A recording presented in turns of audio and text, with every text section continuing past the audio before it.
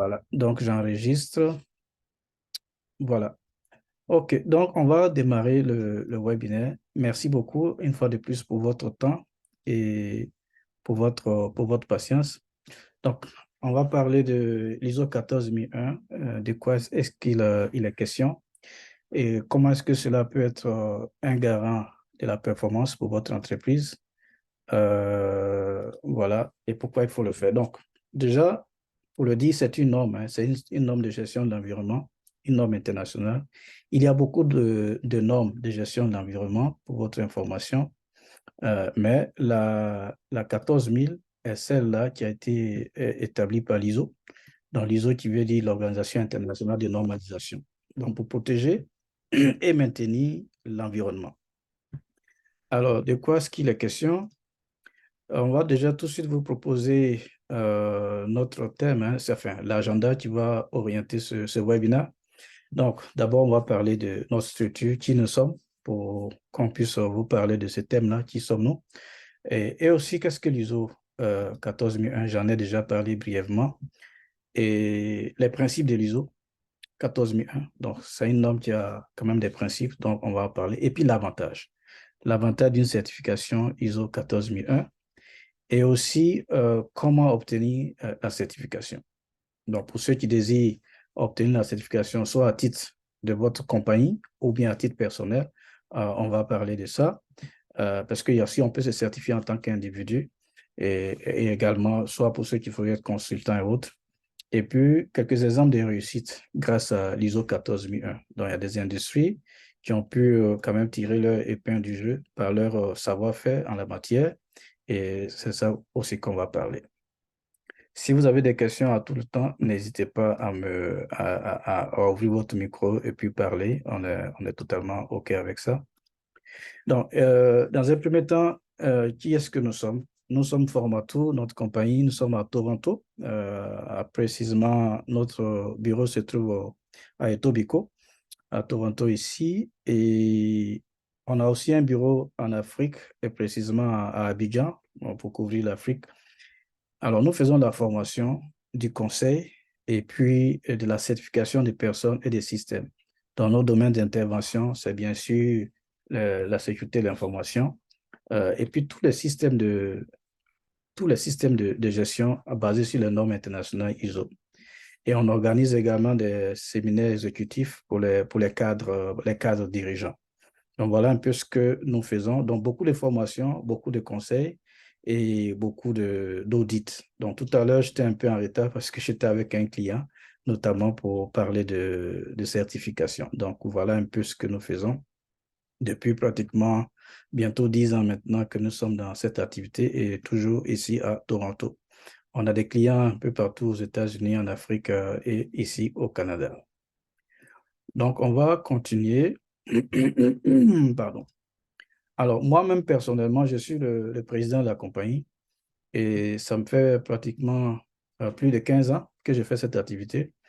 Je suis auditeur certifié avec plus de 1 000 heures d'expérience d'audit. Je dis bien plus de 1 000 heures d'expérience d'audit parce que nous, dans nos domaines, on ne compte pas l'expérience nécessairement en termes d'années, mais en termes d'heures, un peu comme les pilotes d'avion.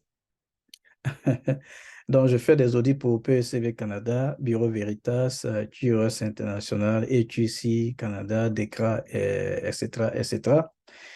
Et les certifications que j'ai, les voici là, ISO 27001, 9001, 27701, 14001, 45001, et etc., etc.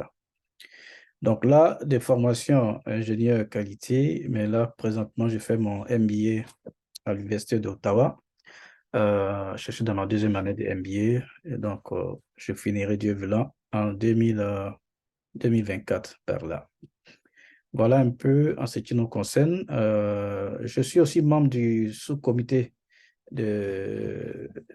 technique SC40 pour la gestion des services informatiques au niveau du Conseil canadien de normalisation et ici à Ottawa. Alors, tout de suite, je vous donne quelques statistiques. Selon Statistique Canada, le total des revenus tirés des exportations de biens et services environnementaux et de technologies propres au Canada a été de l'ordre de 7 milliards 800 dollars, 800 000 dollars pour l'année 2021, soit une variation, une augmentation d'environ 9,9%. Ça, c'est juste pour le Canada, pour vous donner quelques idées. Pourquoi est-ce qu'il est important d'investir dans l'environnement ou alors dans la technologie verte? Et aussi, le même rapport dit que le total des revenus tirés cette fois des ventes intérieures de biens et services environnementaux et des technologies propres a également oscillé autour de 25 milliards de dollars avec une hausse de 8,9%. Donc déjà, vous voyez le tableau quand on parle de technologie et gestion de l'environnement, pourquoi est-ce que c'est important? Et en même temps, pour votre information, le gouvernement fédéral canadien, par exemple, a imposé récemment que les entreprises qui veulent compétir ici des marchés, ici au Canada, par exemple, pour des appels d'offres gouvernementaux, appels d'offres fédéraux, bien sûr, ils exigent de plus en plus que ces entreprises soient certifiées ISO 14001. Tout ça participe à l'objectif des Nations Unies pour les initiatives des Nations Unies sur le réchauffement climatique. Donc, c'est des choses qui sont de plus en plus en demande et nous pensons que c'est important pour toute entreprise qui veut, en tout cas, tirer parti de ce mouvement-là, de pouvoir tout de suite se mettre dans la danse. OK? Alors, donc, après cela, pour ceux qui ne sont pas familiers avec l'ISO 14001, je vais vous donner rapidement une définition des choses que vous pouvez parfois trouver sur Internet, ce n'est pas du tout caché. Mais l'ISO 14001, c'est une norme internationale qui établit des exigences pour mettre en place un système de gestion environnementale efficace. Donc, si vous cherchez à vous engager dans un système de sauvegarde environnementale ou bien pour démontrer que votre entreprise respecte les principes de l'environnement, il n'y a pas mieux, il n'y a pas meilleure solution que l'ISO 14001. L'objectif de cette norme est tout simple, hein. L'objectif, ça vise à aider votre entreprise à gérer les problèmes environnementaux, d'accord, à évaluer leur impact et les impacts que vos activités créent sur l'environnement, et puis pour réduire aussi votre empreinte écologique et améliorer votre performance environnementale de façon globale. Aujourd'hui, vous allez entendre beaucoup d'entreprises parler de gestion de l'environnement, tout le monde est soucié de la gestion de l'environnement, mais elles sont combien qui le font de façon structurée? Il n'y en a pas vraiment assez. Les gens parlent beaucoup plus que s'engager de façon structurée dans la préservation de l'environnement. Mais s'il y a une solution, c'est bien l'ISO 14001, comme je l'ai dit tantôt, il n'y a pas meilleure solution que cette norme-là, en tout cas à date. Donc, quels sont les principes qui guident cette norme, bien entendu? Comme toute norme ISO, il y a des principes associés à l'ISO 14001. La première des choses, c'est l'engagement de vos directions. Vous ne pouvez pas aller dans une telle initiative sans que vos directions ne vous supportent. Parce que l'ISO 14001, parfois, demande des investissements. Je vous prends un exemple. Si vous êtes dans une industrie de production, de fabrication, où vous émettez de la fumée, mais la cheminée qui dégage la fumée, ça respecte certaines normes. Donc, si par exemple, votre cheminée n'est pas aux normes et que dans le cas de votre politique d'environnement, ça vous demande de changer la cheminée, vous voyez que ça demande un investissement lourd. Et ça, parfois, si vous n'avez pas la direction avec vous, c'est des choses que vous ne pouvez pas faire aisément. C'est pour ça, tout de suite, on ne pose pas pour dire qu'il faut un fort engagement de la direction. Ça, c'est la première des choses. Et quand vous allez également aller dans l'ISO 14001 éventuellement, l'un des principes, c'est aussi la gestion même de l'environnement. Donc, les entreprises doivent évaluer l'effet environnementaux de leur activité. Donc, on parle souvent d'études d'impact environnemental. Donc, il y a l'étude d'impact environnemental qui vous demande de déterminer tous les aspects environnementaux de votre entreprise et quel est leur impact sur l'environnement. Donc, il y a aspect environnemental et puis son impact. Donc, l'aspect ça peut être tout ce que vous faites, mais l'impact peut être sur l'eau, sur le sol, sur l'air, sur le voisinage, le bruit, les effets acoustiques, tout ça, c'est des impacts environnementaux. Donc, ça demande à chacun de vous de déterminer les différents aspects environnementaux de votre entreprise et voir un peu quel est leur impact sur l'environnement. Donc, ça, c'est l'un des principes fondamentaux. Un peu comme en ISO 9001, vous parlez beaucoup de processus. Mais en environnement, nous, on parle tout de suite des aspects environnementaux. Ça, c'est le squelette, hein, le backbone même de tout le système. Et comme toute norme en ISO, il y a cette dimension d'amélioration continue. Écoutez, Vous ne pouvez pas sauver l'environnement d'un seul coup, hein. Chacun de nous sur la planète doit jouer sa part. Et c'est sûr qu'en le faisant, on s'inscrit dans une dynamique d'amélioration continue. Le système que vous allez bâtir, il aura un premier niveau, mais à un moment donné, vous allez l'améliorer, vous allez contribuer à l'améliorer jusqu'à ce que vous atteigniez l'objectif que vous recherchiez. Ça ne sera jamais parfait, mais c'est un chemin sur lequel on ne termine jamais en réalité. La lutte contre l'environnement, on ne va jamais l'atteindre, mais on doit toujours tenter de l'atteindre. Donc, c'est ça qu'on appelle la dynamique d'amélioration continue. Aussi, il y a l'autre principe qui est la collaboration. Ça vous prend de la collaboration pour pouvoir réussir dans un tel projet. La collaboration, ne serait-ce qu'avec vos collègues, vos différents collègues d'entreprise, il faut leur collaboration pour pouvoir réussir un tel projet. Je vous donne un exemple. Si on devait, ne serait-ce que planter des arbres, planter des arbres aussi participe à la sauvegarde de l'environnement. Mais dans certains pays, le planting des arbres n'est pas l'affaire nécessairement du gouvernement. Ici au Canada, le planting, parfois, c'est les municipalités qui vont le faire en été et autres, ou bien à l'approche, vers la fin de l'automne. Vous allez voir que les gens vont commencer à faire le planting. Mais ça, c'est beaucoup plus supporté par les acteurs municipaux, par exemple. Mais dans certains pays, le planting est une affaire de collectivité entrepreneuriale. C'est-à-dire que c'est l'entreprise qui va inciter ses employés à pouvoir le faire, par exemple. Donc ça prend de la collaboration. Parce que comme tout système de management, vous ne pouvez pas être seul dans votre bureau ou bien de votre propre initiative, seul, vous jeter dans le fait. Ça prend la collaboration de tout un groupe.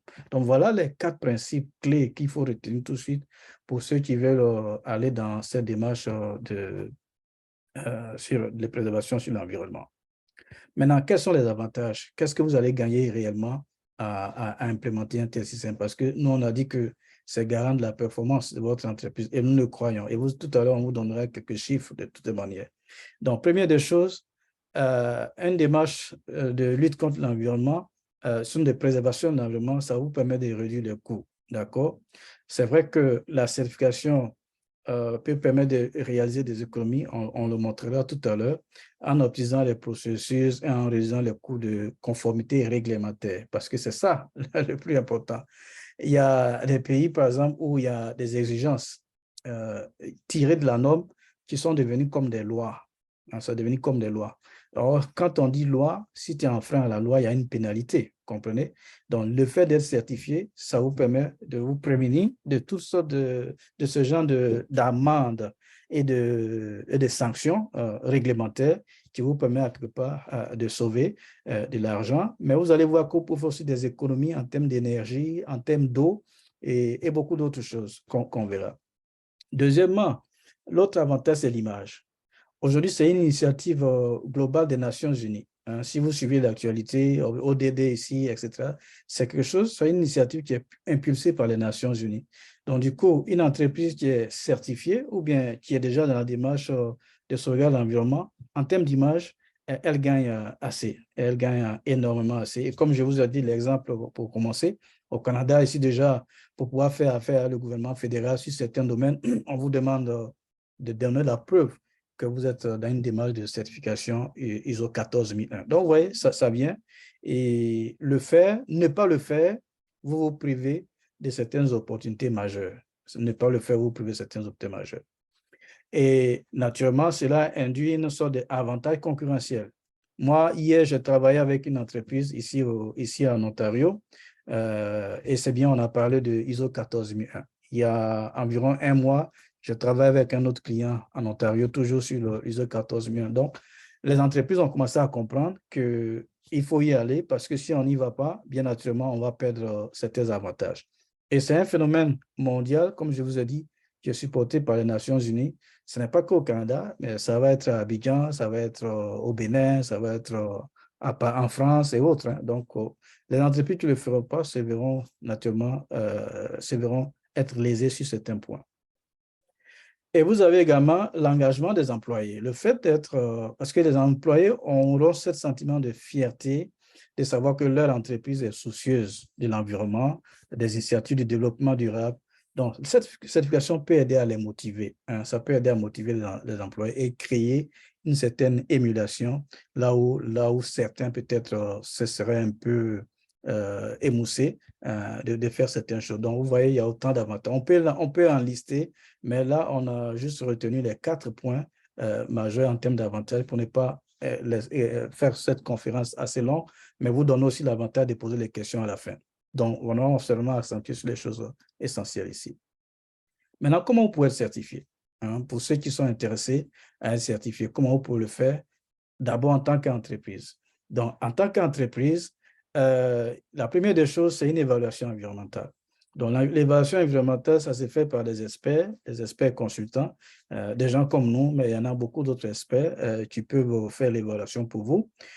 Mais même si vous n'avez pas d'expert, vous pouvez aussi acheter une copie de la norme ISO 14001, lire la norme et essayer de voir si vous répondez à ces exigences. Ce sera une sorte de question de oui, oui ou non, oui ou non, oui ou non. Ça vous permettra vous-même de vous situer par rapport à votre système existant si vous êtes en ligne avec ce que la norme dit. Donc, la première des choses, c'est l'évaluation environnementale. Donc, une fois que vous avez fait l'évaluation environnementale, en anglais, nous, on parle de gap assessment, vous allez maintenant faire la planification. Donc, la gestion du plan environnemental. Qu'est-ce que nous devons faire pour pouvoir arriver là où nous souhaitons aller? Donc, c'est un peu comme en toute gestion de projet. Vous allez planifier, vous allez réaliser, vous allez contrôler et vous allez améliorer. Donc, une fois qu'on a planifié, on va vérifier ce qu'on a mis en place. Donc, des vérifications régulières qui vont prendre des formes d'audit, des formes d'inspection, des formes de contrôle, des formes de revue en interne, des différents processus que vous avez mis en place. Et quand tout ça est fait et que vous êtes sûr que vous remplissez toutes les exigences de la norme, bien entendu, vous pouvez aller vous présenter pour une certification. La certification, il y a beaucoup d'organismes de certification sur le marché. Ici au Canada, il y en a suffisamment. Je sais qu'en Afrique, il y en a aussi suffisamment. Donc, après, vous choisissez un organe de certification selon votre domaine d'industrie, selon le domaine d'industrie dans lequel vous êtes. Vous faites la certification pour un avantage concurrentiel et aussi pour ce que vos clients veulent. Donc, si vos clients sont habitués à un certain organisme de certification, vous allez aller vers cet organisme de certification. Et après, il y a les facteurs économiques. Combien est-ce que l'organisme charge? Quels sont ses délais? Le service après client? Donc, vous allez tenir compte de tout ça pour pouvoir aller vers un organe de certification. Pour ceux qui ont besoin de conseils sur le choix d'un organisme, bien sûr, on peut vous aider. Mais là, ce n'est pas le but de cette présentation ce soir. Mais bon, ceux qui sont intéressés, vous avez nos contacts. Vous pouvez nous contacter. On peut vous faire des suggestions. Alors, ici, voilà quelques exemples de réussite grâce à l'ISO 14001. Bon, c'est vrai, c'est des grosses entreprises, mais cela ne veut pas dire que les petites entreprises ne peuvent pas tirer des bénéfices.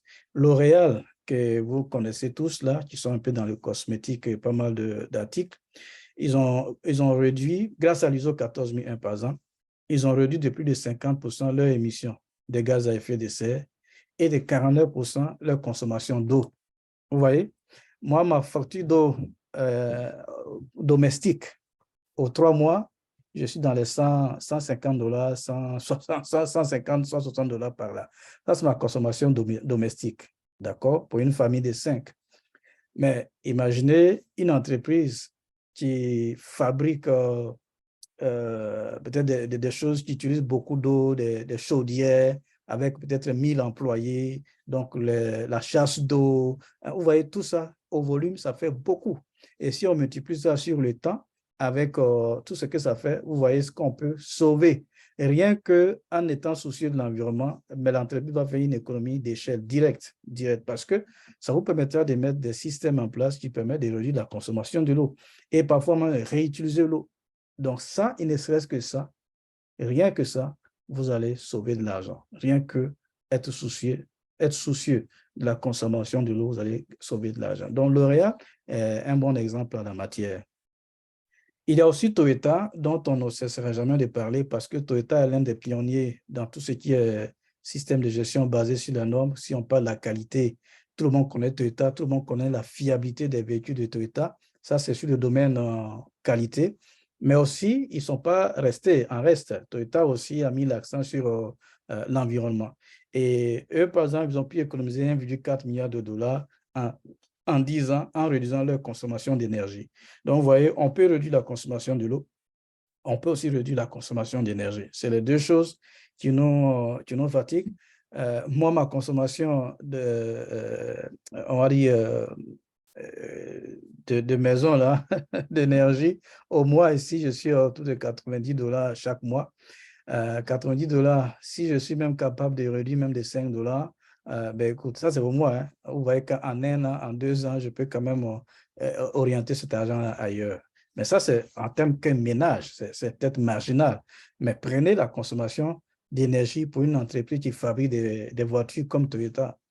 S'ils sont capables de mettre un système qui puisse leur permettre, ne serait que de sauver juste 1 kWh, vous allez voir ce que ça fait sur l'échelle. Et c'est ce que Toyota a fait. Alors ça, sauver l'environnement, en réalité, ce n'est pas juste pour avoir nécessairement des marchés avec le gouvernement ou bien pour avoir telle réputation. Il y a une économie directe que chacun va tirer, une économie directe. Et voilà des exemples palpables que vous pouvez voir là. Vous avez aussi 3M qui a économisé plus de 3 millions de dollars en supprimant certains processus inefficaces, hein, grâce à l'ISO. Parce que les processus inefficaces, parfois, s'appellent les transports, le va-et-vient. Vous voyez, il y a plusieurs activités qu'on peut faire en va-et-vient, va-et-vient, va-et-vient, mais le faisant, on utilise du carburant, on utilise de l'énergie, on utilise du personnel, etc. Hein? Donc, en réfléchissant de façon à optimiser les processus et les chaînes, on peut réduire certains processus inefficaces, inutiles, et vous pouvez sauver de l'argent. Donc, les exemples, on peut les enchaîner parce qu'il y en a tellement à foison des cas d'entreprises qui ont réussi en la matière. Et je pense que tout le monde ici, quel que soit le secteur dans lequel vous êtes, vous pouvez parvenir à une telle réussite. Donc, on avance pour vous donner le temps de poser des questions éventuellement.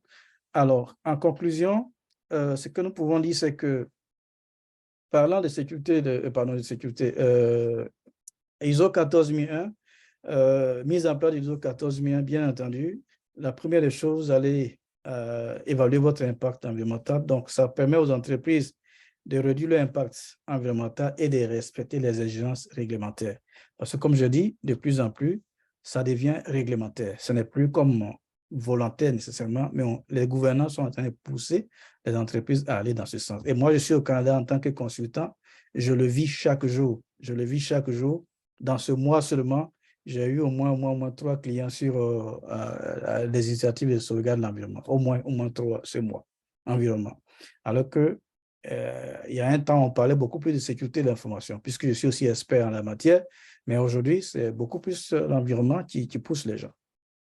Donc, je l'ai déjà dit, l'engagement de l'équipe, donc vos collaborateurs étant essentiel pour la survie de votre entreprise, un système de gestion environnementale, aujourd'hui, les gens sont beaucoup sensibles à ces questions et ça peut permettre de motiver votre entreprise. Et l'ISO 14001 vous permet d'aider les entreprises, enfin, l'ISO permet d'aider les entreprises à réaliser des objectifs de durabilité environnementale et à obtenir des avantages commerciaux tangibles. Donc, non seulement vous allez contribuer à l'objectif ODD des Nations Unies, mais aussi vous allez avoir un avantage concurrentiel. Tout le monde est en train de le faire. Si vous ne le faites pas, vous vous lésez vous-même. Donc, il est plus que temps de pouvoir vous y engager. Alors, si vous voulez en savoir davantage, hein, nous, à Formatou, on organise des formations, bien sûr. Pour ceux qui veulent juste avoir des notions de la norme ISO 14001, on a des formations d'une journée. En général, c'est pour les directeurs. On donne juste une introduction d'une journée. Bon, ils comprennent un peu ce qui se passe. Il y a aussi la formation Foundation de 2 jours avec certification. Et puis, bon, on a la formation pour ceux qui veulent être auditeurs environnement, qui est 5 jours avec certification. Et ceux qui veulent être consultants, donc on a la formation de 5 jours aussi avec certification. Ça, c'est pour ceux qui veulent être consultants dans le domaine. Ça, c'est un peu les formations que nous faisons. On offre également le service conseil dont on aide les entreprises à mettre en place leur système de gestion environnementale. On les aide à le faire. Donc, si ça vous intéresse, on peut bien sûr en discuter et puis voir comment est-ce qu'on peut vous être d'une aide. Donc là, voilà quelques-unes de nos formations. Celle-là est prévue pour Abidjan et puis ici, c'est prévu à Toronto en octobre. Donc, pour vous donner juste une idée de ce qui s'en vient pour ceux qui sont éventuellement intéressés. Alors, à titre personnel, pour ceux qui veulent me contacter pour en savoir davantage, voilà mes coordonnées qui sont là. Vous pouvez faire votre capture d'écran ou autre. De toute manière, on a vos courriels, on vous enverra la présentation après. Et vous allez avoir cette présentation-là après. On vous l'enverra, mais mes coordonnées sont là. Pour ceux qui veulent pousser la discussion, je suis tout à fait ouvert. Et je suis aussi sur LinkedIn, donc vous pouvez me chercher sur LinkedIn pour ceux qui veulent continuer la discussion. En général, je fais l'effort de répondre à tous ceux qui me contactent et voilà, c'est comme ça. Donc, je crois que ceci met un thème à ce court webinaire. Maintenant, on va prendre vos questions, vos contributions aussi. Ceux qui veulent contribuer ou bien ceux qui veulent poser des questions, ben, écoute, on est à votre disposition, on va y répondre. Donc, sentez-vous libre. Celui qui veut intervenir, allez-y, ouvrez votre micro, posez votre question et on va tenter d'y répondre. Merci beaucoup pour votre attention. Alors, bonsoir, monsieur Gérard Kofi. Bonsoir. Je suis Nianmel Félix Vivien, Oui. étudiant en management de la qualité totale à UCJ, Makori, en Côte d'Ivoire. Okay. D'accord, donc j'ai vraiment tenu à suivre ce webinaire parce que je ne comprenais pas véritablement comment est-ce que la norme ISO 14001 pouvait réduire les coûts et puis apporter de la valeur ajoutée au niveau de l'entreprise. Mais avec votre explication, j'ai vraiment compris que le coût réduit par les mécanismes de la norme 14001 génère vraiment des fonds. Avec les exemples, les statistiques que vous avez montrées en début, j'ai vraiment compris ça et ça m'a fait vraiment du bien. Et puis en plus de ça aussi, il n'y a pas que pour l'entreprise, mais il y a aussi l'impact que ça a sur l'environnement. C'est-à-dire que l'environnement, c'est notre lieu de développement en fait. Donc en protégeant, en optimisant les ressources, on garantit aussi des ressources pour les populations futures, pour la génération future en fait. Donc vraiment, je crois que ça a été un webinaire qui m'a apporté beaucoup, voilà, dans ma quête de connaissances. Comme j'ai dit, je suis étudiant en management de la qualité du temps et ça me fait vraiment beaucoup de bien. Vraiment, merci beaucoup. Je pense que à chaque fois que vous allez organiser des webinaires, je serai présent. Merci beaucoup. Merci pour votre contribution. Ma contribution. Merci beaucoup. D'autres questions ici, n'hésitez pas. Hein. Si vous avez une question, vous ouvrez le micro, puis allez-y. Nous, on a des gens assez... Nous sommes pragmatiques. Hein. Si vous avez des questions, allez-y. Merci, monsieur. Allô? Vivien. Oui, allez, oui. Bonjour, bonsoir, monsieur Kofi. Il fait soirée ici. D'accord. Je suis Bamba Bazoumana. Okay. Je suis consultant en cybersécurité. Je pense que beaucoup seront surpris de voir que quelqu'un qui est dans la protection des données se retrouve dans la protection de l'environnement. Oui. Mais je pense que c'est vraiment un objectif que je me suis assigné depuis un moment donné. Et quand j'ai vu le webinaire concernant l'ISO 14001, oui. j'ai vraiment profité de l'opportunité. Vraiment, c'est une vraie opportunité que vous nous offrez. Ça nous a permis de comprendre un certain nombre de choses. Parce qu'au jour d'aujourd'hui, nous avons un seul monde, hein, c'est la Terre. Il faut vraiment la préserver, la protéger pour nous-mêmes, pour les générations à venir. Maintenant, ma question, c'est de savoir, en Côte d'Ivoire, je sais que les entreprises, pour pouvoir s'installer ou bien pour pouvoir mener des projets, il y a une pratique qu'ils appellent les AES, chaque étude d'impact environnemental. Voilà, donc le projet doit répondre à des études d'impact environnemental et social. Oui. Donc, ça veut dire que l'entreprise, déjà, est-ce que l'entreprise n'est pas déjà dans un processus de préservation de l'environnement à travers ce processus-là? D'accord. Parce qu'il y a une commission qui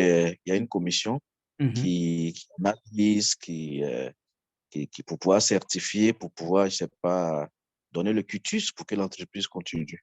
C'est ça. Maintenant, est-ce qu'à partir de là, on ne peut pas déjà dire que cette entreprise est dans un processus, je ne dirais pas qu'elle est certifiée, mais déjà dans un processus, ou bien en quoi est-ce que ce processus diffère fondamentalement de l'ISO 14001? Très bien, ça c'est une très belle question. Effectivement, ici, il y a une question de terminologie. La logique est la même chose, mais les objectifs sont différents. Les objectifs sont différents dans la mesure où les TDR qui sous-tendent les études d'impact environnemental dans le cas de certains projets, les TDR sont différents. Je vous prends l'exemple de la construction d'une route ou bien d'un aéroport. Prenons le cas d'un aéroport. Admettons, vous habitez dans un quartier paisible et puis un matin, un gouvernement décide de venir y installer un aéroport. Alors, vous voyez ce que ça peut tout de suite causer comme disconfort sur le bruit des avions, les va-et-vient des avions. Peut-être que votre quartier, votre lieu de résidence, vous serez peut-être obligé de déloger. On ne sait jamais, ça peut arriver. Donc, quand on veut construire un aéroport, par exemple, dans un endroit, le gouvernement ou alors le mandant, celui qui veut que le projet se réalise, va demander d'abord qu'on lui fasse une étude d'impact environnemental. Donc, l'étude d'impact environnemental, c'est là où on va installer l'aéroport, là. Quels sont l'environnement immédiat de cette zone-là? Quel est l'impact que le projet-là, s'il voit le jour, quel est l'impact que ça va causer sur cet environnement-là? Donc, c'est ça qu'on appelle étude d'impact environnemental, étude d'impact environnemental dans ce contexte-là. Donc, on veut voir le projet émergent là, quand il prendra forme, qu'est-ce que ça va causer comme impact? L'impact peut être positif comme négatif, mais on veut pouvoir voir tout ça et le quantifier. Ça, ce n'est pas dans le but de préserver nécessairement l'environnement, mais c'est de voir si le projet qui va venir, il ne va pas causer de la nuisance, il ne va pas déranger des habitudes, ça ne va pas faire ceci, ça va pas peut-être même déranger la biodiversité, on peut aller jusque-là. Hein, donc, ça peut toucher beaucoup de domaines. Donc, côté social, est-ce qu'on va déplacer des gens? Est-ce que, ce sont des questions en question? Donc, il y a des façons de le faire, ce genre d'études environnementales-là. Comme je dis, la logique reste la même, mais l'objectif est différent.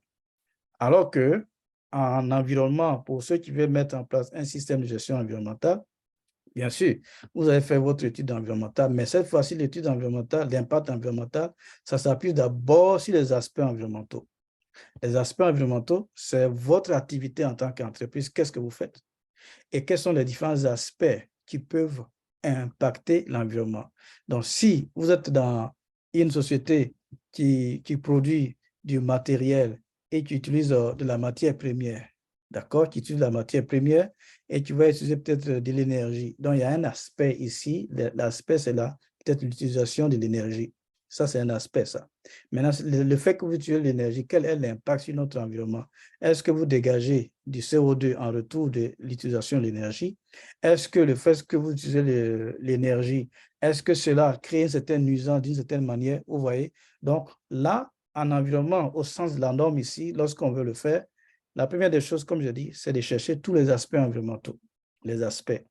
Et ces aspects-là, maintenant, on va déterminer l'impact sur l'environnement qui peut être l'impact sur le sol, l'impact sur l'air, l'impact sur l'eau, l'impact sur la forêt, l'impact sur la biodiversité, etc., etc., etc. L'impact même sur le voisinage immédiat.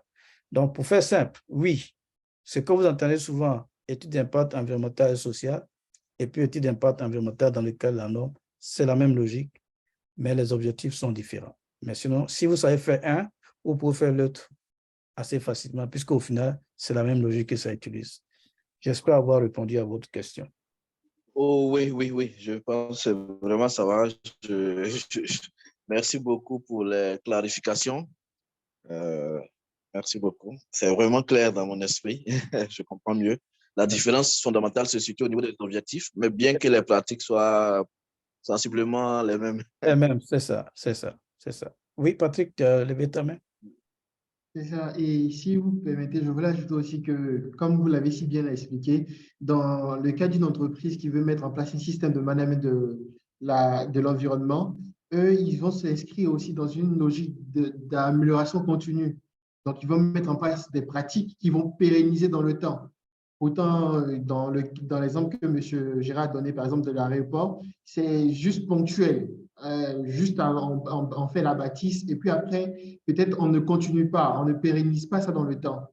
Dans le cadre d'une entreprise qui veut se faire certifier, il y a une vraie gestion, il y a un vrai reporting, il y a un vrai suivi qui se fait. Donc, c'est aussi un peu la différence. OK. Alors, d'autres questions? Oui, M. Dano a relevé la main, allez-y. D'accord.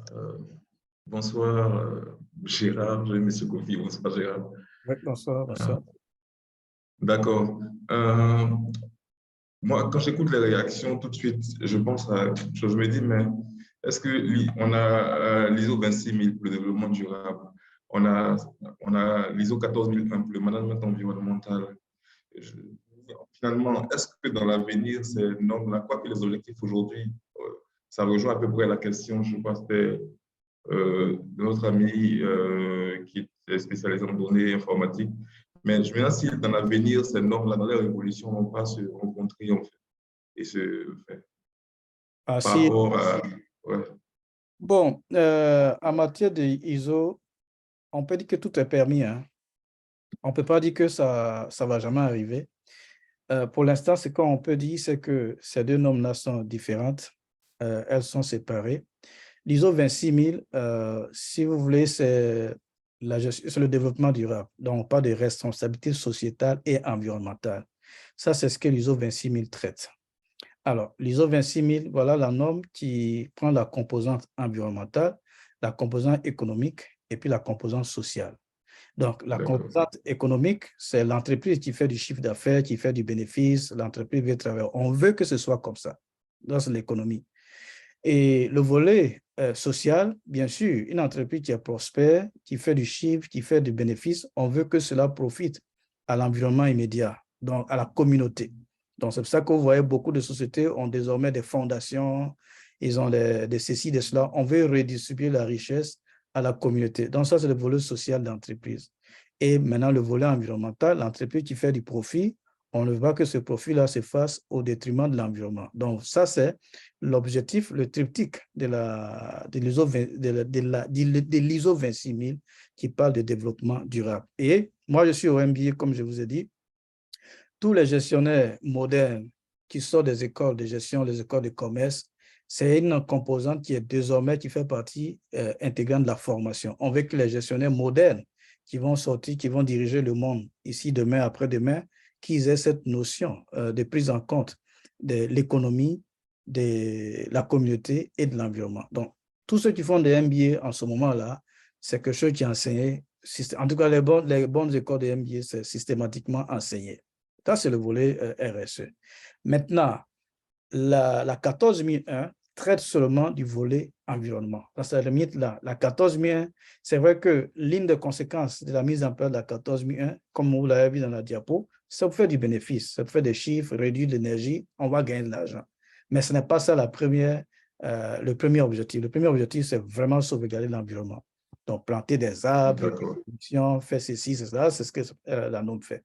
Donc, ceux qui font la 26000, s'ils veulent aller loin, ils sont obligés de venir utiliser les exigences de la 14001, et ne serait-ce que pour répondre aux problématiques de l'environnement sur la 25000. Quoique la 26000 est bien élaborée en son thème, je connais bien cette norme pour avoir fait un bachelor en développement durable, je connais parfaitement cette norme aussi.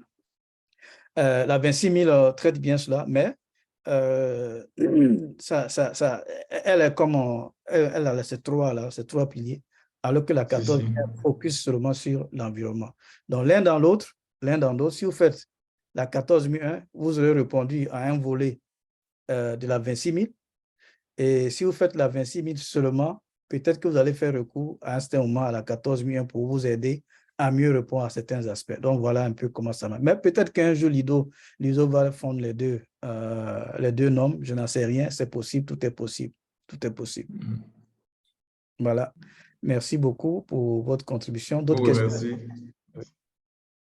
D'autres questions ici? D'autres contributions aussi, hein?